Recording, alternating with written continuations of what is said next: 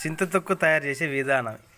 ఉప్పు వేయాల, కాయలు వేయాల, తొక్కాల. ఏం తొక్కాలి? చింతకాయలు తొక్కాల. చింతకాయలు తొక్కాలనా? కడగాల. ఫస్ట్ తొడియాలు తీయాల, కడగాల, ఆరబెట్టాల. ఉప్పు ఇంత ఉప్పు అని వేసుకోవాలా. మన ఉప్పు ఒక సేరు ఉప్పు వేసుకోవాలా. 5 కేజీలకు సేరు ఉప్పు వేసుకోవాలా.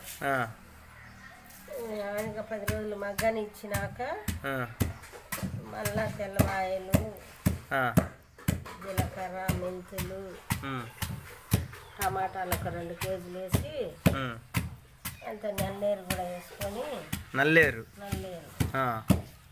అంత బాగా మగ్గదుక్కొని ఒక 10 రోజులు ఆగి మళ్ళా తిరగదుక్కుంటే అప్పుడు మీగడ ఉన్నట్టు ఉంటుంది.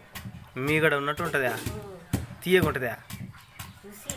రుచి బాగుంటుంది. రుచి ఉంటుందో మీగడ, పాల మీద మీగడ ఎంత రుచి ఉంటుందో చింతకు అంత రుచి ఉంటుంది.